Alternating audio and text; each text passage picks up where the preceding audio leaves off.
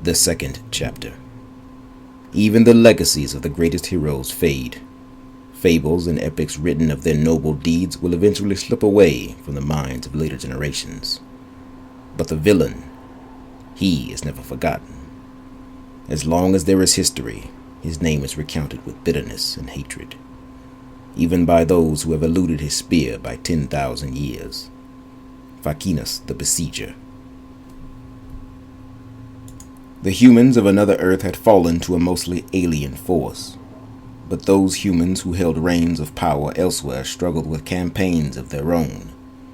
Humans had long since fled from their homeworld and into the regions of space their ancestors could only gaze up at from the bosom of Mother Earth.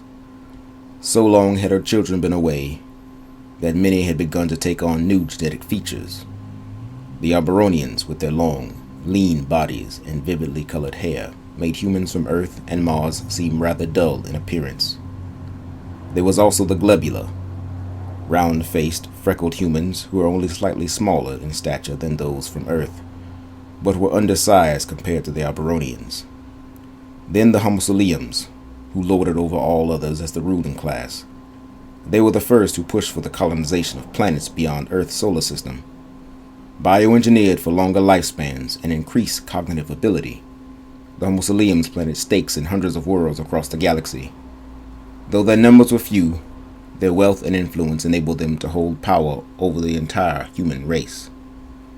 Presently, many of the Homosaulian families were entangled in a territorial dispute over a belt of asteroids that ran between several of their estates. The nobles ruling this sector had been at war for some time, pitting Duke Cimria Cascade and his golden fauces against Margravine Hema the beautiful beast Crocata and the widow's retort. Margravine Crocata was the widow of Margrave Rogagriff von Brocklin. After his defeat in the Battle of the Burning Orchids, the noblewoman quickly assembled an army composed of what was now the majority gender, women, all of whom who had lost someone in the previous bloodshed. One of these women was an Alberonian named Fauna, a sergeant, a part of the 203rd Heavy Infantry Brigade, led by her aunt, Brigadier General Carrie Rain. Fawn and her fire team were temporarily stationed in barracks at Fort Willing until a transport arrived to ship their brigade to the front.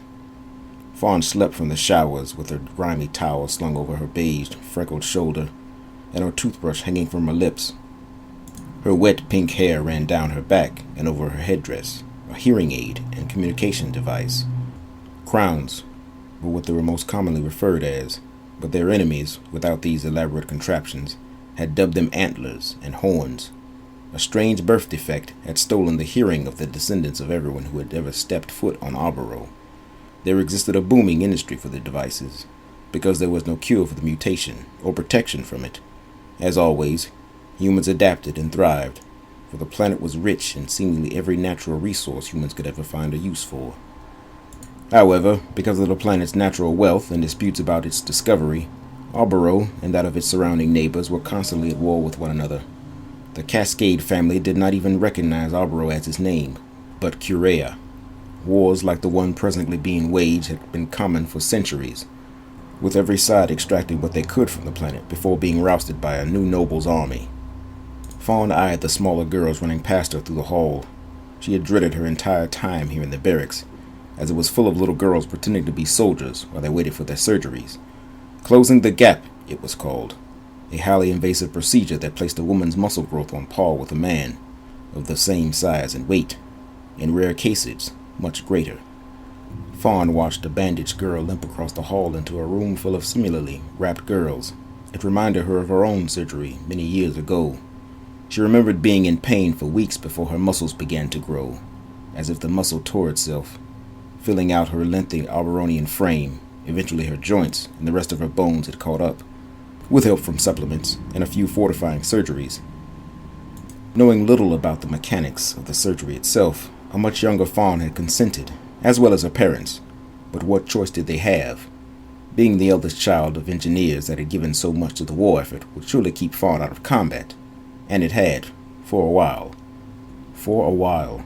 But there was a drive, an urge that Fawn could never explain that seemed to be pushing its way out of her. It would be irresponsible to label this feeling as rage or anger, though many would only see it as such, for this was no emotion at all.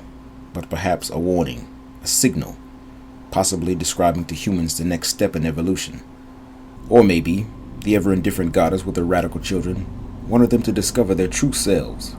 She turned the corner and crouched down as she grabbed her military ID and scanned it across the dark triangle embedded into the door frame. All without removing it from her neck. The door slid open, and her fire team barely turned away from what they were doing. Fawn tossed her towel on the back of a chair and plopped down on her blanketed rack. Letchway, a purple-headed, skinny Alberonian, was braiding the hair of her teammate, Chittle, a chubby-cheeked and stout globula. Both were sitting on the floor watching some old movie Fawn could not name, but knew the ending to. Fletchett, also a globula, was on the top rack performing maintenance on her EP rifle, the Penny Black, a weapon that dwarfed her tiny frame. She was small, even for a globula. Her hair, the color of soot, ran to the backs of her knees. "I can't believe they let you up here with that," Fawn said. Having carried the burdensome weapon many times before, she felt she had the right to complain. A weapon that large with only a single actuator to balance the weight-to-muscle ratio was teetering on sadistic. What had Mom been thinking, Fawn thought, but many of her parents' creations had been rushed into production, almost as if the government knew the demise of her loved ones was closing in. Still, it was a good rifle, far too much to kill a man with, turning him into a brief, red rain shower that would wet several of his surviving buddies.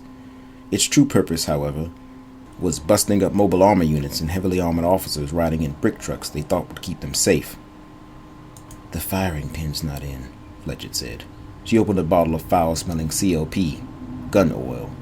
She dipped the thin brush inside and knocked the excess off in the rim of the container. Had all the women not been so grossly accustomed to the stench, they would have spoken up and demanded she take her work elsewhere. "That stinks," a young girl said at the door. Fawn growled from her rack. "You stink," Fawn said. She sat up quickly and slammed her fist against the door release. The girl was gone before she did so. "Fucking kids," Fawn said. Now up, Fawn began to dress in a slightly wrinkled working uniform. Gray, black and white boxes covered the garment to blend them in with the urban environments they had been fighting in. With how the war was going, only the most squared-away soldiers gave care for the uniform standards. There were no tears in her garments, and her boots were blackened, but far from shiny, and that was good enough for her. Letchway looked up from her work doing Chittle's hair. "You want your hair braided?" Letchway said. "When I get back," Fawn said. "Where you going?" she said.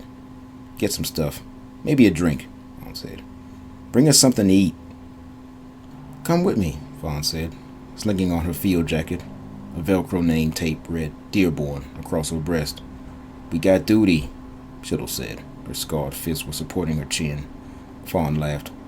"Like you never skipped out before," Fawn said. "Can't have the brat see us shirking," Chittle said. "All right," Fawn said, adjusting her jacket.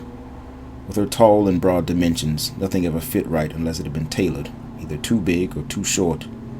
"You want a bowl?" "Yeah. Just get us bowls from Rena's," Letchway said. "All right. Chicken and beef. You want to come with, Fletch?" "You know I'm never a willing participant in your drunken antics," Fletchett said. "That was forever ago," Fawn said. "And I'm not going to get drunk." Fletchett said nothing, and continued to maintenance her high-caliber rifle. Fawn quickly slipped into the hall and fished through her pockets for her beret. What she retrieved was a crumpled brown rag. She slammed it on her head between her antlers before making her way downstairs.